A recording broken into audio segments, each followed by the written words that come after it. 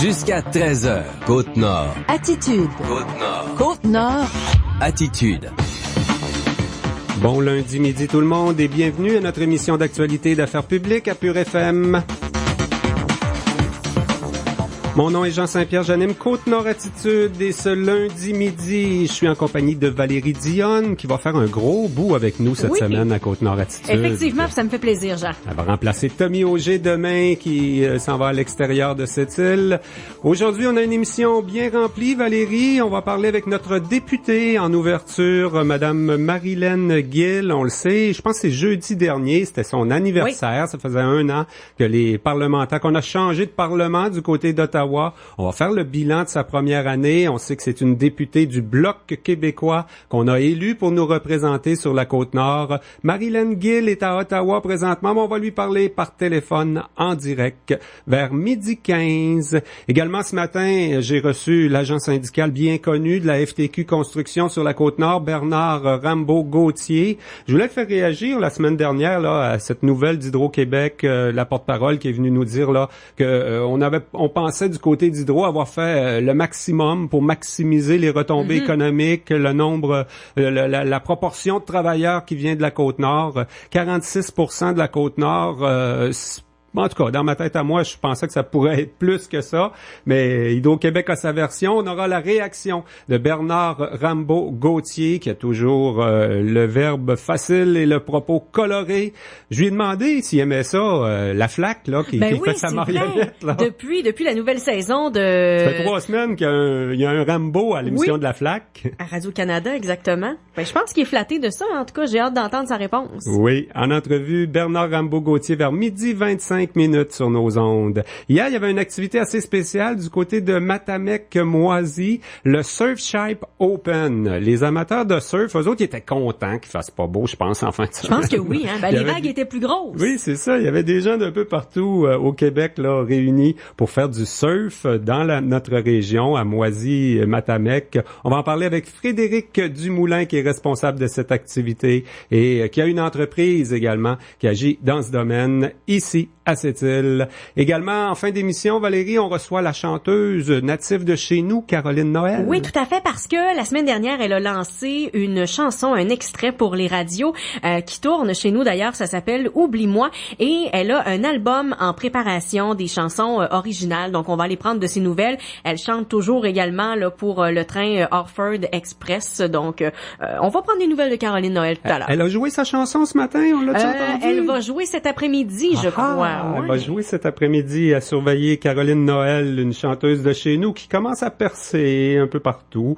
Donc, c'est le contenu de notre émission Côte-Nord Attitude. Avant cette série d'entrevues, on vous offre à l'instant un bulletin d'information régionale.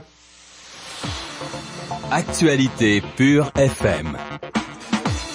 D'abord, un vol est survenu la nuit dernière vers 1h40 dans une maison de chambre qui héberge des travailleurs à Shefferville. 3 personnes armées ont dérobé divers articles comme des appareils de télé. Personne n'a été blessé. Des agents de la Sûreté du Québec se rendront sur place cet après-midi. La Sûreté du Québec enquête et pense pouvoir régler le dossier rapidement en se rendant sur place. Le poste de la SQ de la MRC de Kaniapisco est basé à Fermont. Il n'y a pas de policiers en permanence à Shefferville. Il y a aussi, du côté de cette île, un accident qui est survenu ce matin à 8h02 sur la rue Gamache, presque à l'angle de Napoléon. À cette île, donc, les 5 personnes qui se trouvaient dans 2 véhicules ont été légèrement blessées. Elles se sont rendues à l'hôpital de cette île. Il y avait 2 enfants parmi les occupants des 2 voitures. Les policiers, les pompiers et les ambulanciers sont intervenus rapidement. La mairesse de Port-Cartier, Violaine Doyle, attend toujours des nouvelles du ministre responsable de la stratégie maritime, Jean Damour, pour une subvention de 20 millions de dollars afin de moderniser les installations portuaires de la ville. Les fonctionnaires ont reçu récemment des réponses à leurs dernières questions pointues dans le dossier.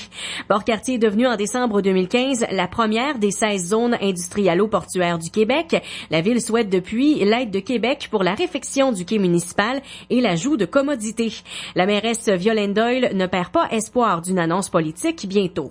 Je j'attends toujours des nouvelles, des bonnes nouvelles, j'espère. Mais il faut comprendre quand même que les navires peuvent accoster. C'est que nos infrastructures ne sont pas à jour pour faire des envois, par exemple, outre-mer, où on a vraiment besoin de mettre aux normes cette infrastructure. L'activité est intense depuis quelques semaines aux installations de la compagnie minière ArcelorMittal et au quai municipal de Port-Cartier. On a compté jusqu'à 12 grands navires mouillants à Port-Cartier le même jour il y a une semaine. Il y a Derek Baudin-Smith qui a été déclaré délinquant sexuel à contrôler pour une période de 5 ans. Le Sept-Îlien de 22 ans a été libéré vendredi après sa détention préventive. Il doit respecter plusieurs conditions. Il cumule 3 dossiers de crimes à caractère sexuel sur des mineurs. Derek Baudin-Smith était détenu depuis novembre 2014 à la suite d'accusations de contact sexuel avec une personne de moins de 16 ans. Il contactait ses victimes sur les réseaux sociaux. Il lui est interdit d'utiliser un ordinateur pour communiquer avec des jeunes ou de se trouver près d'une école, une garderie et un parc. La militante autochtone d'Ouachat, Jeannette Pilot, a choisi de rester en prison où elle poursuit une grève de la faim depuis une semaine. Elle a proposé elle-même au juge vendredi de reporter sa remise en liberté au 16 novembre. Jeannette Pilot dénonce depuis plusieurs années la signature d'entente entre le Conseil des Inuits d'Ouachat-Maliotenam et Hydro-Québec permettant la construction de barrages qui inondent un vaste territoire. Une douzaine de supporters de Jeannette Pilot ont passé la journée au palais de justice de cette île vendredi pour l'appuyer. Parmi eux, l'ancien chef Élie-Jacques Jourdain a rappelé que plusieurs familles Inuits ont été dérangées dans leurs habitudes par les barrages sur les rivières Sainte-Marguerite et la Romaine. Jeannette Pilot est accusée de voies de fait, bris d'engagement et résistance lors de son arrestation. Ben voilà, ça complète ce bulletin d'information régionale. On jase avec la députée bloquiste de la Côte-Nord, Marilyn Gill, sur nos ondes dans quelques instants. Attitude. Regardez à quoi ressemble une porte de garage ordinaire. Oh! Et maintenant, regardez à quoi ressemble une porte de garage de qualité Garaga. Wow! Ordinaire. Garaga. Wow! Vous avez remarqué la différence? Voyez la différence chez Vitrerie Nord-Cristal. 968 87 96 968 87 96. Au service certifié, nos experts connaissent beaucoup de choses. En dessous de 7 degrés, des pneus d'hiver sont plus efficaces que des pneus 4 saisons. Ah ouais? Vraiment beaucoup. Puis si vous stationnez votre auto de l'autre côté de la rue, le soleil va faire fondre 30% plus de glace sur votre pare-brise. Ah ouais? Mais surtout, nos experts savent comment bien vous préparer pour l'hiver avec les pneus d'hiver à partir de seulement 99,95 installation incluse et la garantie du meilleur prix de 30 jours sur les pneus et les freins. Visitez le service certifié de votre concessionnaire Chevrolet, Buick, GMC, Cadillac. Détails sur monservicecertifié.ca. Ménarneau est actuellement à la recherche d'une personne dynamique pour combler le poste de géologue de terrain. Les candidats intéressés sont appelés à soumettre leur dossier de candidature avant le 4 novembre prochain. Pour plus d'informations, visitez le www.ménarneau.com dans la section Carrière. Dans l'atelier de pièces et services Toyota près de chez vous. Hey Luc. Oui, Louis.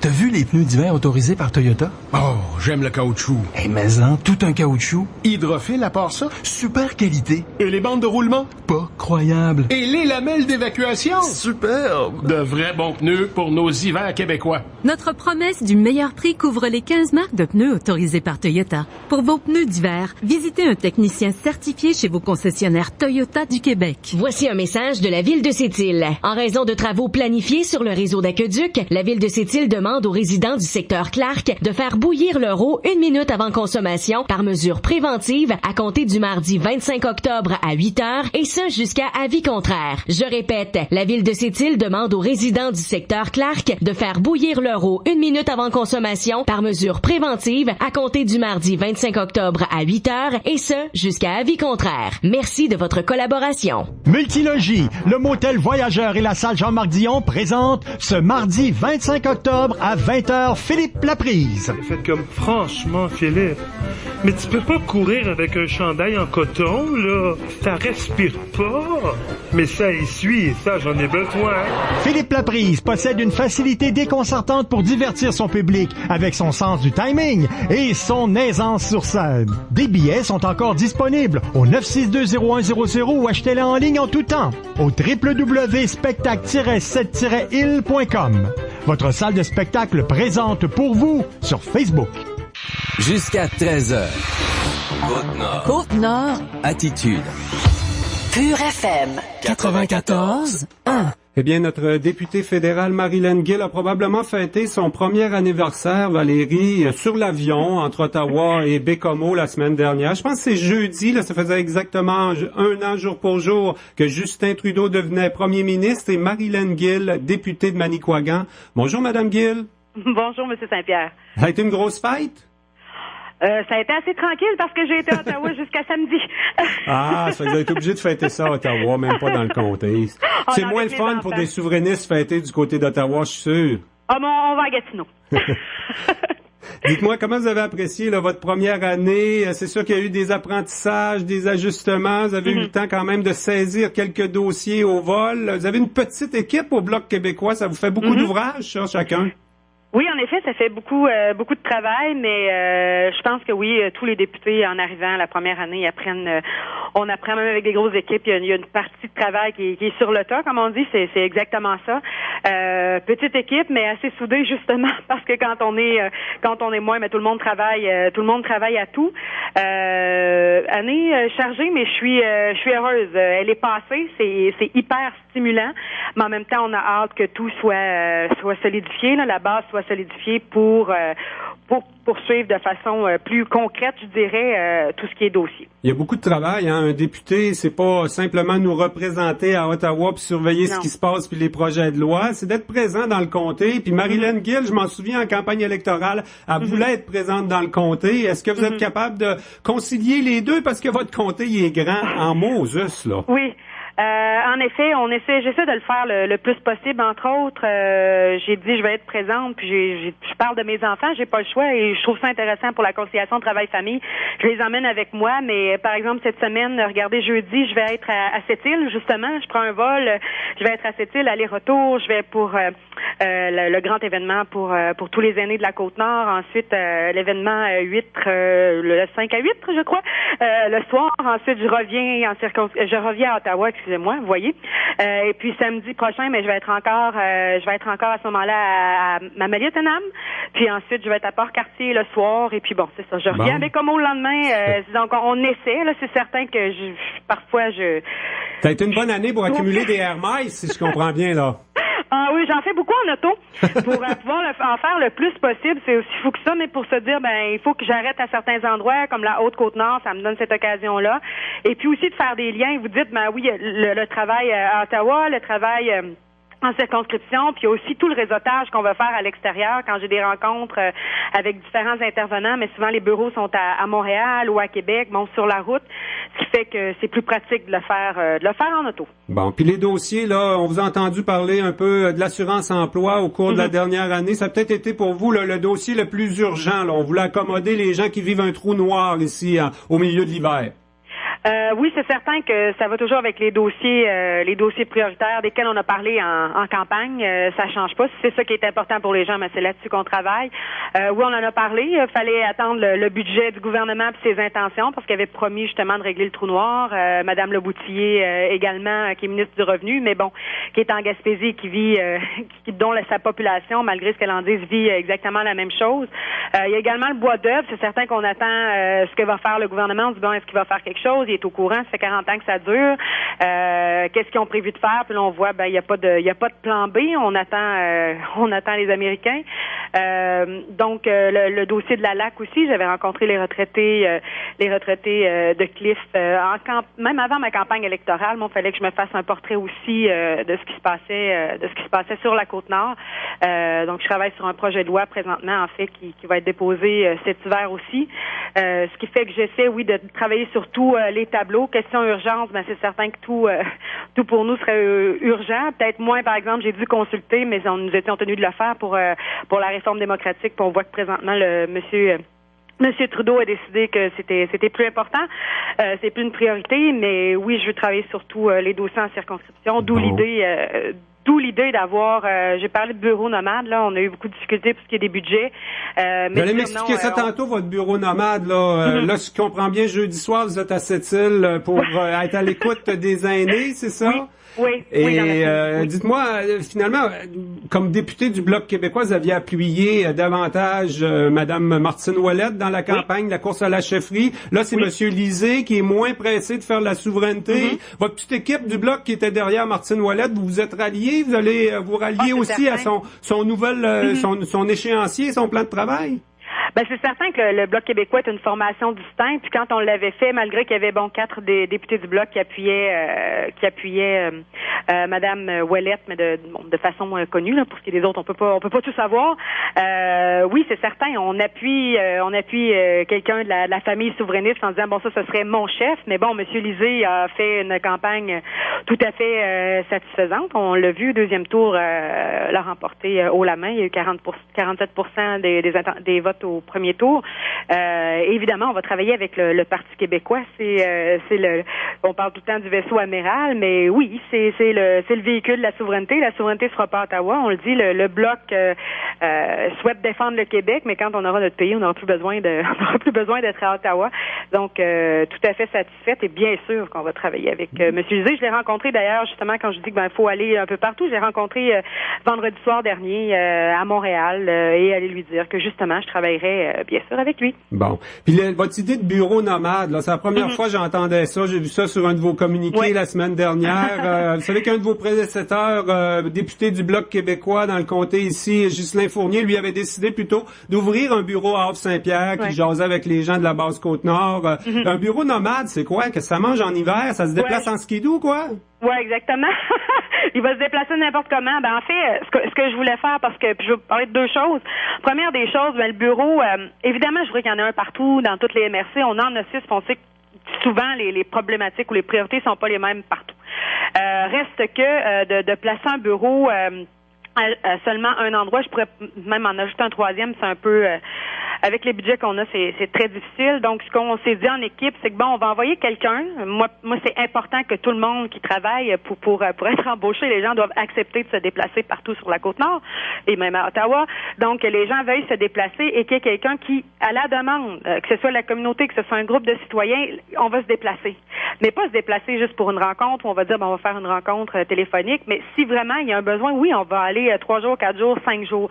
Donc, c'est l'idée. Et je voulais pas le bureau, itinérant, où j'avais l'impression qu'il y avait peut-être une régularité, mais non, on ira où il y aura un besoin à un moment précis, puis même pour le réaliser, parce que c'est pas un manque de volonté, c'est toujours la question de budget, puis qu'on soit une grande circonscription, on n'arrête pas de le noter, mais ça fait partie de la réalité, ou qu'on soit une plus petite, les budgets sont sensiblement les mêmes. Par exemple, même si notre circonscription, le Manicouagan, c'est la 10e au Canada en termes de superficie, avec les territoires du Nord-Ouest, par exemple, on a à peu près, pour la taille, un 15 000, 20 000 de plus annuellement.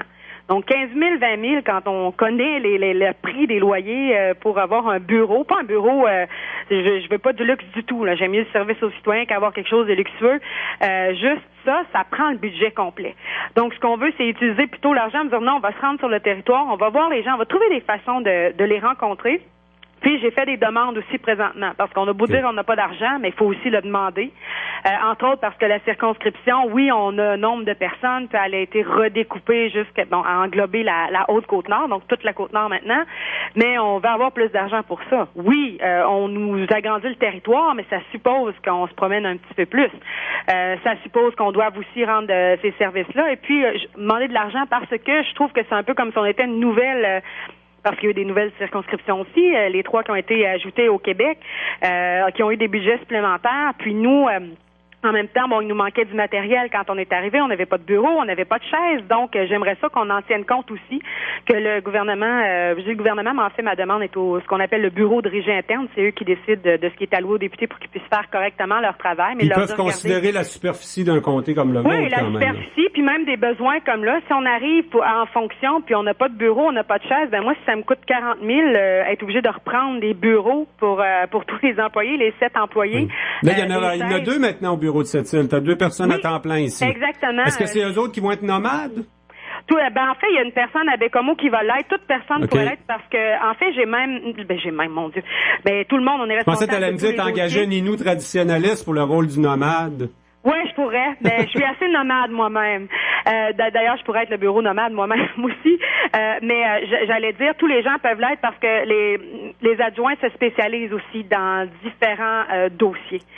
C'est pas tout le monde qui traite de pêche océan. C'est pas tout le monde qui traite des affaires autochtones. Puis donc, on n'a pas idée, hein, il y en a plein de dossiers dans le bureau de députés, là, toutes sortes de gens qui viennent nous voir avec des petites causes puis des grandes causes, puis des fois c'est pas tout le temps médiatisé, puis ceux qu'on voit pas, mais qui est vraiment un gros morceau, tout ce qui est par rapport à l'assurance emploi, par rapport aux prestations, par rapport au passeport. Souvent, les gens l'oublient, au visa, tout ce qui est par rapport à l'immigration. Oui, c'est une grosse partie du. En terminant, Madame Gill, votre bilan du gouvernement, là, Justin Trudeau, il est encore cute sur les selfies. Sa madame est encore très présente dans l'actualité. Il y a encore la cote aussi, là, il est encore populaire auprès des Canadiens, semble-t-il. Oui. Mais il est pas vite à respecter ses engagements. C'est ça votre bilan? Ben en fait, moi je suis contente de l'ouverture, je suis contente du changement de ton, sauf qu'un gouvernement finit par gouverner à un certain moment. Monsieur Trudeau devra prendre des décisions quand même assez rapidement. J'ai parlé de la réforme électorale tout à l'heure, bon, c'en est une, mais par exemple par rapport à Énergie Est, où il n'y aura pas le choix de commencer à gouverner, puis évidemment c'est au moment où on fait des choix, les gens vont nous juger sur nos actes et non pas sur une campagne électorale où évidemment on essaie de plaire aux gens et de faire des promesses. Ça veut pas dire qu'il y a rien que tout est mauvais, non, on relativise, mais reste que il faut qu'à un certain moment ils prennent des décisions. Mais pour ce qui est du Québec, on l'a vu jusqu'à maintenant, que ce soit avec Aveos, j'ai parlé d'Énergie Est, que ce soit avec, on le verra bientôt, on a une motion nous pour les paradis fiscaux, pour les évitements fiscaux que le Bloc québécois a déposé. On va voter cette semaine. C'est beaucoup d'argent, des milliards d'argent à mettre dans les poches des Canadiens, des Québécois. Donc on va voir si le gouvernement de M. Trudeau va voter contre. C'est un vote qui va être historique pour nous. C'est la première fois, pour nous, au Canada au complet, c'est la première fois qu'on va voter là-dessus. Alors, ce serait bien qu'on vote contre. Si on veut vraiment travailler pour la classe moyenne, allons récupérer cet argent qui est illégal, en fait, qui est dans des paradis fiscaux, et rendons-les à la classe moyenne. Bon, il y a juste une année de passé. Madame Gill, il en reste 3, au moins 3 en avant de vous. Peut-être 8 ou 7 ou 12 je décide de faire un prochain mandat.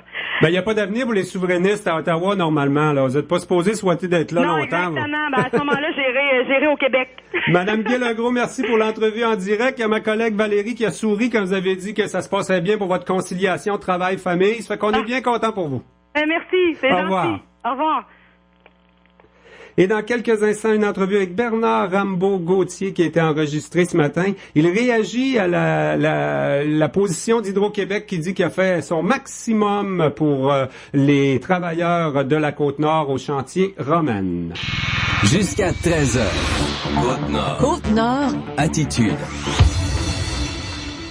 Boy que c'est pas chaud à matin. Oh ouais? Mais je te le dis, en plus à la radio, ils viennent d'annoncer du gel au sol pour cette nuit. As-tu dit gel au sol? Les motoneiges 2017 sont enfin arrivés chez Atelier Laforge. Passe faire ton choix dès maintenant et réserve ta motoneige neuve ou obtiens jusqu'à 1500 $ de rabais sur les modèles 2016 restants en inventaire. On a aussi le plus grand choix de motoneige usagés sur la Côte-Nord, disponible dans différentes marques, inspectées et garanties. Visite dans la section usagée du atelierlaforge.com. En plus, on a du financement disponible en magasin. L'hiver s'en vient. Garde-toi. Atelier Laforge, 1167 Boulevard d'Or, 962-6051. Côte-Nord. Attitude.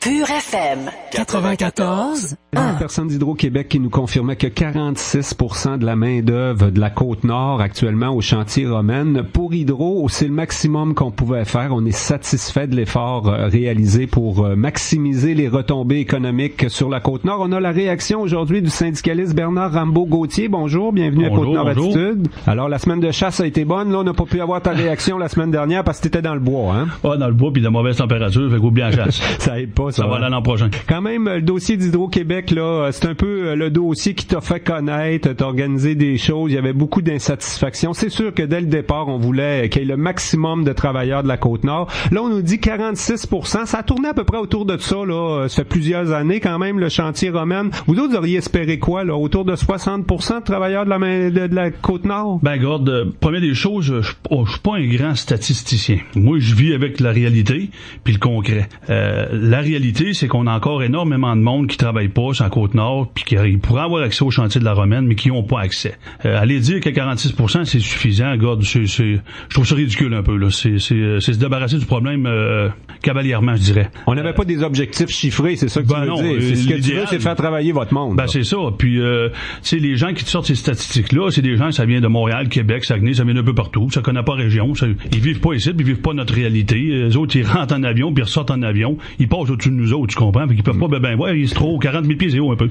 Donc, c'est très avancé au chantier Romaine, là. Votre bilan, vous autres, il aurait dû y avoir plus de travailleurs de la Côte-Nord sur le chantier tout le long, là. Tout le long. Écoute, on a, là, comme c'est là, Romaine 1, ça s'était déroulé quand même assez bien. Il y avait pas énormément de contrats, puis ça débutait, puis Hydro tentait de respecter ses ententes en disant, écoute, on va faire travailler les gens de la Méganie, les gens de la Côte-Nord. Ça a pas duré longtemps. Le projet de loi est arrivé, donner plein pouvoir aux entrepreneurs, enlever le placement syndical, c'est une autre erreur aussi, on le constate présentement, parce que au moment qu'on se parle, le problème, on a encore beaucoup de gens qui travaillent pas, énormément. Puis nos diplômés travaillent pas plus encore. Ça fait 4 ans, 5 ans, 6 ans on le crie haut et fort, on fait de la formation, mais ces gens-là n'ont pas accès au chantier. Écoute, c'est pas compliqué. Là, présentement, t'as des gens qui sont en haut, des gens de la Côte-Nord, des gens d'un peu partout, puis qui s'organisent là pour pas descendre de là, parce qu'ils ont peur de descendre de là. Si tu descends de là, ça veut pas dire que tu vas remonter. Fait que ce qui arrive, c'est que puis il va y avoir une plus haute surveillance aussi au niveau des rentrées et des sorties, tu sais, les périodiques.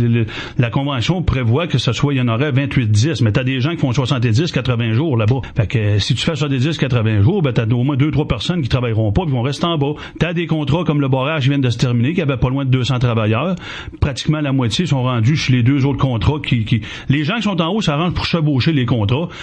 Puis là, de cette façon-là, ça fait que les gens d'en bas, ils montent pas. Les gens qui ont manifesté sur l'asphalte il y a 2 ans, ils sont encore en bas sur l'asphalte. Donc, il y a des gens qui ont passé quasiment les 8 ans ou qui vont passer 10 ans du chantier Romaine là, puis d'autres qui seront jamais allés. C'est qu'il n'y a pas suffisamment de roulement. C'est les entrepreneurs qui respectent pas les règles du jeu, parce qu'Hydro-Québec, c'est pas un employeur nécessairement au chantier Romaine. Faisons attention aux règles du jeu.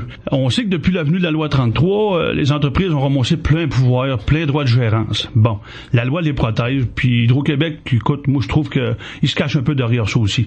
L'histoire des périodiques, là, Hydro-Québec serait parfaitement capable de voir qu'un travailleur que ça fait 60, 70 jours, 80 jours qui est là, intervenir auprès de l'entrepreneur, dire écoutez là, votre boys là, puis en plus ce qui est dangereux parce que là quand ça fait trop longtemps, à un moment donné, la patience est plus là, il y a plus rien qui est là, pense juste à l'argent. Puis comme je t'ai dit, les gens ils ont peur de descendre en bas parce qu'ils ont peur de pas remonter. Ça fait que ça serait gérable aussi. Faire sûr que les horaires, les vacances, les périodiques soient respectés. Ça créerait beaucoup plus d'emplois pour les gens de la Côte-Nord. L'autre chose aussi, c'est comme que tu dis, les entrepreneurs soumissionnent à rabais, hein, puis ça se coupe le coup, puis ça coupe pour être sûr d'avoir le contrat. Fait que je me mets dans le pot aussi. Eux autres, ils se disent, écoute, si ce gars-là travaillait pour le projet qui était avant nous autres, ça veut dire que le gars, il est bon, tu sais. Ils se mettent dans leur tête que ce gars-là, il y a juste lui qui est capable de faire ça. Attends un peu, là. On a du monde en bas qui sont très, très, très capables de travailler en haut, mais qui n'ont pas accès parce qu'ils n'ont pas eu la chance de rentrer d'un début. Comment ça marche pour les gens, je sais pas moi, de Sept-Îles, Port-Cartier, Bécomo, là? Ils sont pas collés sur le chantier Romaine, ils sont pas considérés non plus comme sur le territoire immédiat, mais c'est des travailleurs de la Côte-Nord, ils devraient avoir leur chance. Si c'est la pensée. La fille de l'Hydro, elle me dit, ces gens-là, peut-être préfèrent rester chez eux, là, à Sept-Îles, Port-Cartier, plutôt qu'aller à la Romaine. Peut-être, mais pose pas de questions aux bonnes personnes. Nous autres, on le sait, c'est nous autres qui le vit. Notre région, Tadoussac à Blanc-Sablon, puis c'est encore une affaire, les gens de la basse-côte, là, j'entends Saint-Augustin, Blanc-Sablon, ainsi de suite, Chevry, la Tabatière. On a beaucoup de monde là-bas aussi, puis qui peuvent pas, qui n'ont pas d'accès au chantier parce qu'ils sont inconnus. Ils sont pas connus par les employeurs, ils sont pas connus par les entrepreneurs. Avant ça, c'était le placement syndical qui réglait ça. Ils étaient connus, ils se faisaient arranger pour se faire connaître leur agent de placement, leur syndicat. La CCQ fait rien là-dedans. Il me semble qu'un gros chantier comme la Romaine, il devrait avoir quelqu'un à temps plein sur place pour gérer tout ça. Il l'avait au début. Il y avait des bureaux itinérants qui appelaient, ça se déplaçait au Havre-Saint-Pierre. Mais là, tu vois, le bureau de Bécomo est fermé, puis celui-là d'ici est sur le bord de ferme aussi, puis on est géré par Saguenay. Ça fait que la CCQ, c'est quoi ça? Ça sert à quoi? Ça sert pas. Présentement, ça sert aux entrepreneurs, puis ça sert au gouvernement. Ça sert pas aux travailleurs. Initialement, c'était censé faire la part des choses entre le travailleur et l'employeur, puis là, c'est plus le cas pantoute. Ça marche plus, cette affaire-là, puis ils ont plus gars, tu vois, là, les statistiques sortent probablement de là. Fait que la réalité, ils l'ont pas pantoute. On l'avait en réalité, nous autres, puis on essayait. On s'est pas battu pour le fun, là. Tu débarques pas dans la rue, faire des manifestations, parce que tout va bien, là. Mais on pensait que vous étiez battu pour gagner au moins des projets pilotes, là. Il y a eu un comité, il y a des maires aussi, il n'y a pas juste les travailleurs de la construction qui se sont battus, il y a eu le niveau politique aussi, les projets pilotes, finalement, on ne sait pas si ça marche ou en tout cas, ça donne pas de résultats. Ils ont garoché un projet pilote, moi, je vais te dire pourquoi, là, ils ont garoché un projet pilote parce que le gouvernement avait aucunement l'intention de se mêler de ça. Et lui, il étire dans le temps pour qu'on soit capable de renégocier la fameuse mobilité provinciale à la prochaine convention l'an prochain. C'est ça qu'il voulait faire. Parce que le gouvernement, il avait aucunement l'intention de s'en mêler de ça. C'est un règlement qui était réglé par convention, puis on touche pas à ça. On va étirer dans le temps. Sauf que le projet pilote, oui, il a fait une chose. Il s'est arrangé que quelques contrats, la Romaine 4, impliquent le projet pilote. Sauf que le projet pilote, il parle des gens de la Côte-Nord, mais il dit pas, ben là, ces gens-là, il faudrait qu'ils en descendent un peu en bas, puis que les gens d'en bas montent en haut aux autres aussi. Tu sais, c'est comme je t'ai dit tantôt, si tu chevauches les contrats, ben, à un moment donné, il y en a qui font 9-10 ans à Romaine, puis il y en a qui vont faire 9-10 ans aussi chez eux. Il aurait fallu l'encadrer mieux que ça, le projet pilote. Il était pas tellement défini non plus. Je pense qu'il est même pas complété dans sa définition, là. Il est même pas complété encore. Quand il y a eu des barricades, on sentait quand même de la rage, là, des travailleurs de la construction. C'est vrai qu'on est dans une mauvaise passe économique à cette île-là. C'est Pont-Cartier. Il n'y a pas des chantiers tant que ça. Il y a Ferro Atlantica qui a pas marché. Bon, Mine Arnaud qui développe pas. Est-ce que actuellement le feeling de vos gens, il y a encore de la rage, quoi? On est un peu en maudit, on travaille pas? Découragement, puis il y en a qui se sont recyclés, comme je disais. Ou qui ont déménagé, il y a des gens qui ont quitté. Je pense qu'on a 2000 familles qui ont quitté, là. C'est un non-sens. Puis tu sais, si ça avait été, c'est pourquoi que la convention, tu sais, si ça avait été comme dans l'industriel, 80% doit provenir de la région, puis 20% de l'extérieur, pour rester démocratique. Mais non, il y en avait pas de ça dans le génie civil. Puis ça, on était victime de ça. On va tout faire, en tout cas, pour essayer de changer ça aux prochaines conventions. Parce que ça n'a aucun sens. Puis la preuve est là. Si le gouvernement nous a donné un projet pilote, c'est parce qu'il a compris que c'était vrai qu'on avait un problème avec ça. Fait que j'ose espérer que les gens d'affaires, puis la population va se réveiller l'année prochaine si on a besoin des autres pour aller sur l'asphalte. Il reste quand même Romaine 4, Romaine 3, ça achève. Là, je pense pas qu'on engage encore ben des gens pour Romaine 3, mais est-ce qu'on peut faire encore des choses d'ici 2020 pour maximiser les emplois régionaux? Ben, c'est sûr, comme je te dis, l'an prochain, là, on va travailler fort. On a des petites idées, des petits plans, là, pour essayer de faire encadrer la mobilité provinciale qui nous dérange vraiment sur la Côte-Nord et qui est vraiment néfaste pour nous autres. As-tu l'impression qu'Hydro-Québec ou le gouvernement du Québec a réussi à financer finalement pour s'en sortir du chantier Romaine sans trop sans voir les problèmes qu'on a eu au début, là? Finalement, ils ont déjoué un peu, non? Bah, pas déjoué, mais ils ont été ça prenait, de toute façon, moi, ça fait longtemps que je le dis, il fallait accepter de sacrifier le projet Romaine pour améliorer notre sort dans le futur. Si on veut se doter, parce qu'il fallait faire l'exercice, si on veut se doter des cris qui vont nous protéger dans l'avenir, parce qu'on est habitués, historiquement parlant, les gars de région puis les filles de région, on est habitués de donner une poignée de main et de se faire confiance mutuellement. Ouais. Sauf qu'on avait affaire à plus vicieux que nous autres. Fait qu'on va s'en rappeler, puis le prochain coup, ce sera pas juste des poignées de main qu'on va donner. Ça va signer en haut, signer en bas, puis si tu veux l'avoir ton projet, là, parce que tant qu'à le faire par les autres, ou tu peux pas le faire faire. As-tu l'impression quand même que ça a fait évoluer les choses, là, que les prochains gros contrats dans la région, on devrait être mieux organisés, là? Ben, à partir du moment, peu importe le pourcentage, à partir du moment que le gouvernement nous a donné un projet pilote, c'est ça qu'on avait besoin. Qui admettent que finalement, oui, les gens de la Côte-Nord avaient un problème à ce niveau-là, puis il faut qu'on fasse quelque chose. Fait que là, on a ça, c'est une base, un départ, c'est pas grand-chose, c'est un échelon dans l'échelle. On va commencer par ça, puis on va continuer, puis ça devrait bien aller. À suivre, finalement, ce qu'on espère, c'est qu'il y en ait plein des chantiers, qu'il y ait des projets qui démarrent à ce moment-ci, quoi. Je dirais que l'hiver, c'est toujours un petit peu tranquille dans la construction, quand même. Oui, mais ça va, le barrage devrait quand même, il devrait avoir pas mal d'emplois, pareil, qui va se faire cet hiver, il va décaper, puis la patente. Ça devrait être pas trop pire, puis on a des projets industriels qui planent à l'horizon. C'est pas, il mouillera pas tout le temps, comme on dit, hein. Il va faire soleil à un moment donné, en tout cas, ça souhaité. Puis, on va y voir, c'est sûr, comme je t'ai dit, puis on y tient mordicus. On va vraiment travailler à ce que la convention, notre prochaine convention, fasse attention aux gens des régions. En attendant, le représentant syndical, Bernard Rambaud-Gauthier, continue de faire le travail. T'es même devenu une vedette à la FLAC, là. Il te fait dire toutes sortes de choses de ce temps-ci. Comment tu prends ça de te voir à la TV en marionnette? J'aime ça parce que pour probablement la seule fois, je vais pouvoir secouer un peu les puces de nos politiciens, notre élite politique. J'aime bien ça. Hein, c'est juste que c'est pas toi qui scripte, là, qui décide de ce qu'ils te font dire. Non, mais il a l'air à penser comme moi, je pense. Ah bon, c'est bon. Un gros merci pour ton passage à Côte-Nord Attitude. Bye bye. Attitude. C'est l'heure du lunch chez Tim Hortons avec le nouveau wrap poulet bacon et sauce ranch. Et du poulet avec du bacon, c'est une combinaison parfaite. Combinaison parfaite comme le yin et le yang? Plus que ça. Comme des électrons puis des protons? Encore plus. Comme un joueur de premier but puis un corps arrière? Tu mélanges le baseball puis le football, là. Arrête donc. Savourez le nouveau wrap poulet Bacon et Sauce Ranch de Tim Hortons. La combinaison parfaite de poulet assaisonné croustillant ou grillé avec du bacon. C'est le wrap que vous attendiez. Dans les restaurants participants pour une durée limitée. Jusqu'à 13h. Côte-Nord. Côte-Nord. Attitude.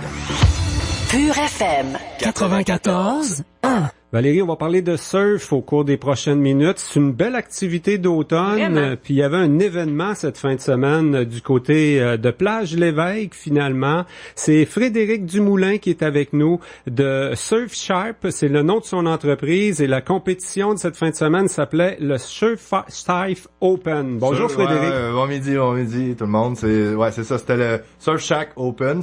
Au fond, c'est le nom de la compagnie que j'ai, la petite business de surf. Tu fais un bout de temps que tu fais du surf dans la région ici, toi, hein? Ben, ça fait 8-9 ans à peu près que je surfe dans la région, puis c'est depuis 5 ans que la boutique existe. OK. Et puis, cette fin de semaine, l'événement, il y avait des gens de plusieurs régions du Québec qui sont venus te rejoindre pour une vraie compétition? Ben, au fait, c'était supposé qu'il y aurait dû avoir plus de gens de l'extérieur, comme on dit. Mais là, il y a des bateaux qui ont été annulés, je crois, la traverse de Rimouski, puis aussi le mauvais temps, en fait, que ça a peut-être freiné du monde, mais il y a quand même eu 3-4 compétiteurs de l'extérieur qui étaient là, sur à peu près une douzaine de compétiteurs pour le surf. J'ai vu des gens que samedi, là, c'était le final de touch football à cette île à l'extérieur sur le terrain synthétique. Ils souhaitaient pas trop de vent puis de pluie, mais vous autres, les conditions qu'on a eues samedi, dimanche, c'était bon ça pour ton activité. Ah ouais, ben effectivement, ça apporte, c'est les vents qui vont créer les vagues sur le fleuve, dans la mer, fait que ce qui arrive, ça nous amène des belles vagues, comme par exemple aujourd'hui on a des vagues de 4 mètres en ce moment sur le fleuve.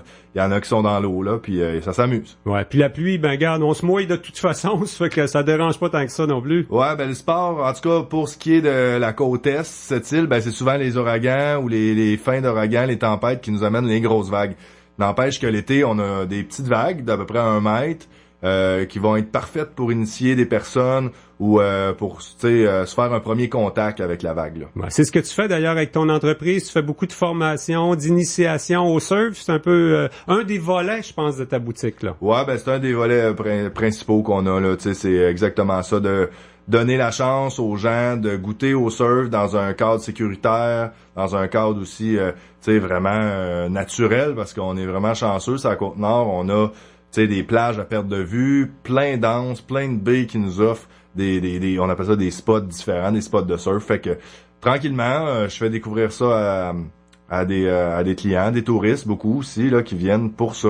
Donc ils se déplacent expressément pour le surf, pour le stand-up aussi qui prend beaucoup de place. Le stand-up, c'est la planche à pagaie là avec qu'on pagaie là avec la rame. Ouais, parce que de plus en plus la Côte-Nord elle est reconnue comme un paradis du surf au Québec. Ça, est-ce que tu le ressens dans ta clientèle? Ouais, effectivement, ben c'est sûr que cette île, en tout cas, on va pouvoir bientôt se vanter, d'après moi, d'être la capitale du surf au Québec, du moins. On a quand même des vagues, c'est assez constant. En même temps, c'est quand même unique. C'est sûr qu'il y a les îles de la Madeleine, en Gaspésie aussi, c'est sûr qu'ils vont sur... Ça s'en vient là en Gaspésie, là, il y en a qui découvrent des spots justement tranquillement là. Ouais. Mais ici on a quelque chose d'unique étant donné que les fonds sous-marins qu'on a, ben on a beaucoup de sable, donc ça fait des plages, c'est accueillant, c'est pas comment je pourrais dire, tu sais, quand c'est rempli de roches, ben c'est un peu moins le fun, là, tu sais, faut être un peu plus aguerri dans le sport pour. Puis quand on cherche un coin pour prendre des vacances avec son surf, le critère, un des critères, c'est les vents. Ici, 7-8 jours pas de vent, c'est rare, ça, c'est très rare quand même. Ouais, je pense que ça s'est vu juste une fois, c'était dans les années 80 pour les Jeux du Québec, là. Ah ouais, ben effectivement, là, c'est sûr qu'il y a des mois un peu plus calmes, là. Par exemple, juillet, normalement, là, ben là, c'est les vagues sont petites ou tout simplement il y en a pas. Mais à partir d'à peu près le 15 août jusqu'en décembre, janvier même, on a des super belles vagues. Qu'est-ce que ça prend pour être un bon surfeur? Est-ce que tout le monde peut être bon dans ce sport-là? Ben moi, au fond, être un bon surfeur, ce que ça prend, c'est de juste avoir du fun dans l'eau. Tout simplement. Tu sais, c'est sûr que ça prend faut que tu saches nager, puis mais un coup que c'est parti. Au fond, pour moi, un bon surfeur, c'est pas quelqu'un qui va y aller dans des grosses vagues ou qui va être esthétique ou quelque chose comme ça. Ça va être plus quelqu'un qui va se débrouiller puis qui va connaître ses limites, qui va y aller avec les éléments qu'il y a sur le moment. Comme là, hier, il ventait très fort. les vagues étaient, bon, faut se le dire, c'était pas les plus belles vagues qu'on a eues, mais un bon surfeur va s'accommoder de ça, puis va faire de quoi de bien. Puis c'est un sport, là, c'est assez athlétique quand même. Il faut avoir certaines compétences, habiletés aussi pour rester sur la planche. On ne fait pas juste se laisser glisser finalement. Ben c'est sûr que c'est comme comment je pourrais dire, c'est un peu comme le vélo. Avant d'être bon en vélo, on se rend pas compte là, mais on a fait des heures assis sur le vélo. Ben la planche, ben c'est ça. Faut faire beaucoup d'heures pour en arriver à un certain résultat. Normalement, après une saison, un été, si tu y vas une trentaine, une quarantaine de fois, tu peux commencer à dire que tu surfes. Mais ça prend du temps. C'est pas 2-3 fois par année qui va faire que tu vas réussir à apprécier là, la chose. Pourquoi c'est pas aussi populaire? C'est parce que ça commence qu'en Californie ou d'autres endroits dans le monde si nos conditions sont si intéressantes là? Ben au fait c'est au niveau des technologies, le néoprène, le wetsuit qu'on appelle l'habit qu'on met pour y aller, c'est vraiment plus performant que c'était juste dans les 10 dernières années. Ça s'est beaucoup encore amélioré. Ouais. Donc là, avec ce wetsuit-là, ben il y a pas de problème. On peut aller à des températures d'eau de 0, 1 degré, puis on sort de l'eau, puis on est très bien. Comme toi, tu vas surfer là aux plages ou à Moisy, jusqu'au milieu de l'hiver? Ben ça dépend des hivers, mais normalement là à peu près là Noël, première semaine ou deuxième semaine de janvier, ça se termine. Mais il y a eu des hivers doux que surtout au début quand j'ai commencé à surfer là, je pense que c'est arrivé comme 3 hivers de pas de fil, mais pas loin, là, mais là, je surfais tout l'hiver. 12 mois par année. Ah ouais? Sinon, tu recommences au printemps assez tôt quand même, j'imagine, quoi? Ouais, là, avant le crabe. 1er avril, là, on recommence. Ah, en même temps que le crabe. Ouais. Eh ben, puis est-ce que c'est un sport dispendieux, dis-moi? Avec une boutique comme la tienne, on peut faire de la location, on n'est pas obligé de s'équiper tout de suite là de tout ce qu'il faut?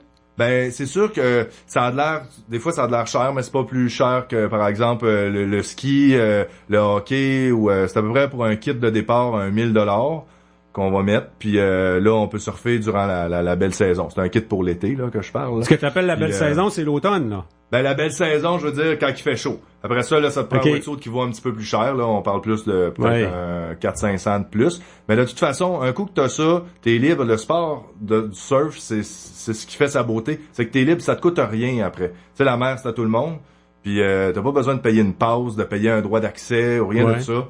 Tu y vas, puis tu t'amuses. C'est très accessible. Ici, tu peux aller aux plages, tu t'éloignes, puis le vent te ramène. Tant que le vent te ramène, tout est correct, quoi. Ouais, ben c'est sûr qu'il faut prendre des précautions là quand même là, tu sais comme moi je conseille jamais d'aller surfer seul. Jamais seul, ouais. Tu sais d'avoir le bon équipement aussi, il y en a des fois qui se rajoutent 2-3 wetsuits, tu prends un wetsuit d'un ami, puis là c'est pas adapté pour eux. Donc là à ce moment-là, ben le danger d'hypothermie est là. Etc. Mais c'est d'y aller avec ce qu'il faut comme équipement, puis après ça, avec des bons partenaires, puis ça va bien. On entend souvent parler aussi de ceux qui ont des ailes, là, qui font du surf avec des ailes, le kitesurf, ou je pense qu'il y en a de toutes sortes là quand même. Ça se développe un peu en parallèle aussi, hein. Ça aussi à cette île, ça se développe pas pire. Ouais, ben effectivement, moi je suis pas dans ce monde-là, je sais pas exactement ce qu'il y en a. Vous avez pas de lien entre vous autres. Ben pas vraiment, les spots de kite, les spots de surf. C'est pas les mêmes non plus. Non, pas vraiment. Là, à date, j'ai pas vu tant de personnes avec des voiles là, ou aux endroits où on va surfer. Mais ça peut peut-être venir. C'est sûr que moi je connais pas ces sports-là au fait. Là. Tout ce qui est planche à voile ou kite. Ouais. Bon, on imagine si les vents sont bons pour un, sont bons pour l'autre. S'ils font de la vague, ça se déplace aussi. Vous autres, c'est à peu près n'importe où sur la côte nord. Toi, t'es bien pour en faire à peu près partout, ou s'il y a des conditions particulières, des secteurs de prédilection là? Ben c'est sûr que on va dire comme par exemple à partir de Baie-Trinité là, jusqu'à Kegaska, il y a plein d'endroits qui ont été découverts ou qui sont à découvrir encore. Puis ça va dépendre des directions des vents, la direction des baies, par rapport au vent. Si c'est un sud-ouest, ben là on va aller plus dans l'est. Si c'est comme en fin de semaine, un sud-est, on irait plus dans l'ouest, vers l'ouest de cette île. Donc ça ressemble pas mal à ça. Mm-hmm. Et on peut penser que c'est un sport d'avenir, quoi. De la popularité croissante et ça va continuer comme ça. C'est un peu ce qu'on entrevoit. Ben, Surfshack, son but, au fait, c'est une de ses missions, c'est de développer le sport. C'est pas juste de louer des équipements, de donner des cours, de vendre du stock, là. C'est vraiment de développer le sport de façon à ce que ça se fasse comme faut, qu'il n'y ait pas de malheur qui se passe. Donc, de former les gens. Moi, à la base, je suis enseignant au secondaire, donc moi, ben, je donne ma passion en donnant des cours bien bâtis là, et complets. Et te vient d'où ta passion? Toi, t'as pas commencé sur la Côte-Nord, t'as commencé dans des grandes vagues au Québec? Ouais, non, j'ai commencé direct ici à Moisy, là. Ouais, c'est un ami, un Breton qui surfait, lui, en Bretagne, qui m'a dit tu sais pas ce que t'as en face de chez vous, mais c'est moi, la prochaine fois que je reviens à cette île, je ramène ma planche. OK. Là, ça m'a comme mis la puce à l'oreille. Là, je me suis construit des planches un peu comme sur le side, là, tu sais, ça marchait pas trop. Là, j'ai réussi à commander une planche des États-Unis. Puis là, ben, j'ai construit mes planches après en étant plus au courant de ce que ça prenait. Puis ben, c'est comme ça. C'est comme ça que c'est parti. Parce qu'il y a 8-9 ans, on n'en voyait pas beaucoup des gens faire du surf dans la région ici, là. Non, ben, il y en avait quand même qui fréquentaient les spots, mais c'était pas du monde de cette île nécessairement. Donc, ça descendait plus de l'ouest. Puis ça venait jusqu'ici, là, Montréal, Québec. J'ai entendu dire des personnes que ça faisait 20 ans qu'ils avaient un chalet, mettons, à Rivière-au-Tonnerre, puis ça fait 20 ans qu'ils viennent une fois par année faire du surf. On savait pas. En quoi elle est unique, ta boutique, en terminant, Frédéric? C'est un concept unique au Québec, ce que tu offres ici, hein? Ben, moi, je crois que oui, un vrai surf shop, ça offre pas juste, justement, une vente. Je suis pas une boutique de vente. Moi, j'accommode les gens plus que d'autres choses. Moi, je vais donner les formations, je vais donner les locations, je vais faire des réparations, je construis des planches. Un surf shop complet, c'est ça que ça prend. Tu sais, c'est vraiment avec tout le kit. Puis là, ben, tranquillement, dans l'avenir, ce qu'on veut développer, c'est peut-être d'avoir des partenariats ou d'avoir des personnes qui vont venir développer d'autres ailes à notre créneau qui est le surf. Ça veut dire un peu plus des expéditions en stand-up pour aller voir les baleines, amener des touristes un peu plus sur la mer. Bon, ben c'est une boutique qui est gérée par un gars qui est pas là pour essayer de faire de l'argent, mais pour partager sa passion pour le surf. Ouais, ben ça va avec. À un moment donné, tout découle puis ça roule bien. On est content. Frédéric Dumoulin, un gros merci pour ton passage à Côte-Nord Attitude ce midi. Ouais, un gros merci à vous. Côte-Nord Attitude. Ce soir à Télé-Québec, découvrez les rockstars de l'apiculture. Entrez dans le monde d'Anicette et Anne-Virginie, des amoureux fous de miel. Une série d'observations sur le quotidien de ce couple passionné des abeilles. La classe ouvrière, ce soir 19h30 à Télé-Québec. La Chambre de commerce de Port-Cartier vous invite au Gala des entreprises 2016 qui aura lieu le samedi 29 octobre à 18h. Sous le thème Port-Cartier en avant-scène et sous la présidence d'honneur de Monsieur Régent Paré, président et chef des opérations du groupe Rémabec. L'édition 2016 vous présente une formule renouvelée et vous réserve plusieurs surprises, avec bien sûr un souper et de l'animation. Bien en vente auprès de la Chambre de commerce de Port-Cartier au 88 766 3110. Merci à notre partenaire officiel ArcelorMittal. Pure musique. Allô, c'est Daniel. Savez-vous ce que j'aime de mon travail à la radio? C'est pouvoir vous informer de ce qui se passe chez nous. Vous parler de sujets qui, je pense, pourraient vous intéresser et vous faire entendre de la bonne musique. En plus, je vous propose plusieurs chroniques. Les anniversaires du jour, les nouveaux-nés de la semaine. En bref, chez nous. On se donne rendez-vous à Pure Musique AM, du lundi au vendredi, de 9h à midi. Pure FM 94.1. Les douces soirées Pure FM. Allô, c'est Valérie. Du lundi au jeudi dès 19h, je vous invite à entrer avec moi dans les douces soirées Pure FM. On savoure ensemble les meilleures balades. Viens tu danser un beau grand slow.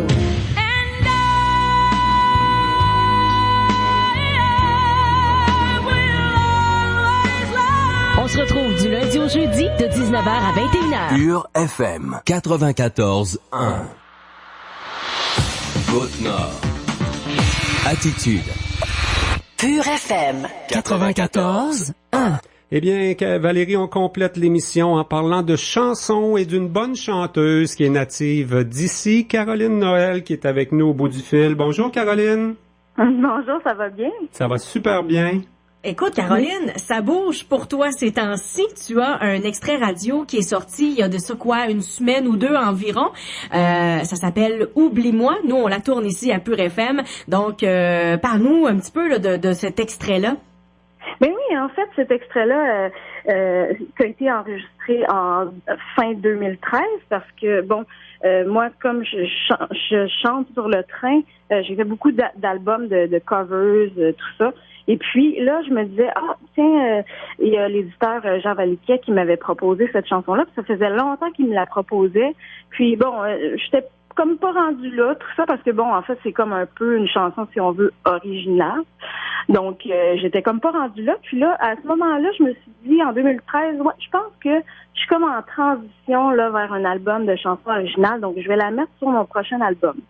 Et puis, cette année, on a décidé là, en fait, comme le train, il y a eu un incendie, on a été comme 2 ans hors fonction. Et puis, c'est resté comme ça, en suspens. Puis là, cette année, j'ai dit, tiens, je me lance. Puis voilà, on a sorti l'extrait, puis c'est fantastique ce qui arrive présentement. Écoute, je suis vraiment contente. Je m'attendais comme pas à ça. La réponse est super bonne. Ça a été quoi le déclic là que tu viens de dire? J'étais pas prête pour des chansons originales. C'est quand que t'as réalisé que là, OK, ça s'en va, je me lance là-dedans? En fait, c'est que les passagers du train commençaient vraiment à me demander est-ce qu'il y a des chansons de toi originales, tu sais, on entend tes interprétations, tout ça, tu sais, on aime beaucoup ça, mais on aimerait savoir si toi, est-ce que tu as des chansons originales qu'on peut écouter? J'en ai, mais ça date de très longtemps. Puis là, je me disais, écoute, il y a une certaine demande, donc c'est vrai, là, je me disais, il me semble que je serais mature pour passer à cette étape-là. Donc, je m'en vais tranquillement vers ça. Et puis, je vais peut-être travailler justement avec l'auteur de la chanson adaptée, Oublie-moi, qui s'appelle Joseph Reinhardt, qui est un Belge. Donc, paraît qu'il y a bien des chansons dans son tiroir. Ah oui? Alors, oui. OK, donc des chansons qui pourraient t'aller. Donc, tu travailles là vraiment présentement sur un nouvel album. Moi, je commence tranquillement à penser à ça, oui. Donc, un album de chansons originales. T'en parles aussi beaucoup de ce fameux train-là. On voit des photos aussi circuler sur les réseaux sociaux. Le train Orford Express, c'est quoi ce train-là? En fait, c'est un train touristique. C'est le train pour situer un peu les gens. Je sais pas, c'est le train de José Lito, dans le fond. On prend toujours un train pour la vie. Il y avait une émission qui donnait sur sur ce train-là. Et puis, c'est ça, c'est un train touristique qui part maintenant de Magog. On s'en va jusqu'à X-Men, les gens, ils mangent et tout. Et puis, on revient à Sherbrooke, on fait un petit arrêt. Puis ensuite, moi, je suis en musique pour accompagner les passagers au retour. Donc, c'est bien plaisant. C'est comme ma deuxième maison. Ça fait 5 ans que je suis là, puis c'est assez intense, là. C'est 7 mois par année, 5 jours semaine, presque 3 heures de show par jour. Donc, c'est un exercice vocal assez complet. Je comprends. C'est de la clientèle d'un peu partout, hein? C'est touristique. Il y a des Européens, des Américains. Il faut que tu chantes dans toutes les langues. Presque, oui. Effectivement, on a des gens de partout. Donc, c'est bien plaisant, là. Mais ça, quand on a un beau contrat comme ça, justement, de se rendre compte que tu as le temps de travailler sur du matériel à toi, tu dois travailler fort, j'imagine. Oui, là, vous m'attrapez dans une journée de congé. Parce qu'on a terminé la saison d'automne du train hier. Donc, c'était la dernière journée, puis on reprend pour Noël. Novembre, c'est ça. Mais j'ai beaucoup de contrats autres que le train et le fait aussi de travailler sur un album original. Mais je sais pas où je trouve le temps, mais j'y arrive. C'est ça qu'il me faudrait plus que 24 heures dans une journée en ce moment, là, depuis quelques mois, mais j'aime ça. J'adore ça. Donc, pour moi, c'est pas un travail, là. Je pense que si je faisais pas ça, je me sentirais pas vivante, là. Disons qu'on rêve, là, puis tu veux travailler sur un album de chansons originales. Est-ce qu'il y a un parolier, est-ce qu'il y a un compositeur avec qui tu aimerais particulièrement travailler? Le rêve de ma vie, c'est sûr que c'est Jean-Jacques Goldman. Ah oui? Oui. Qui a écrit pour Céline. Mm-hmm. Et, mais bon, je sais pas. Je lance ça dans les airs, puis je sais que Jean Valiquet est son éditeur, donc peut-être que ça pourrait être quelque chose qui qui pourrait arriver, mais il y a plein de bons auteurs aussi qui sont pas nécessairement connus. Tu sais, moi, je suis ouverte là à toute proposition. J'ai des gens qui m'écrivent sur Facebook, en privé, en disant j'ai des chansons. Tu sais, moi, je suis vraiment ouverte. Là, je me dis, on sait jamais. Tu sais, on peut tout tomber sur une chanson qui est exceptionnelle, mais c'est pas nécessairement quelqu'un qui est connu. Donc, moi, je suis vraiment ouverte à toute écoute. Ben tout à fait. Écoute, Caroline, on te remercie beaucoup pour ces quelques minutes que tu nous as accordées. On va écouter ta chanson sur nos ondes. Elle est entrée à partir de la semaine dernière et on va te souhaiter un bon congé aujourd'hui et surtout on va souhaiter entendre ton album le plus vite possible. Ah, merci, ça me fait super plaisir. Merci beaucoup.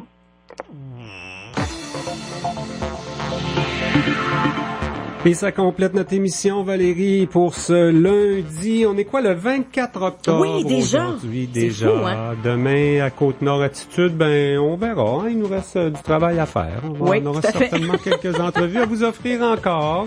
C'est pas les sujets qui manquent, en tout cas. Non, de ce temps-ci, non. Alors, on vous souhaite à tous une bonne fin de journée. Valérie Dionne sera avec moi de nouveau demain parce que Tommy Auger prend congé de Côte-Nord Attitude cette semaine. Au revoir tout le monde.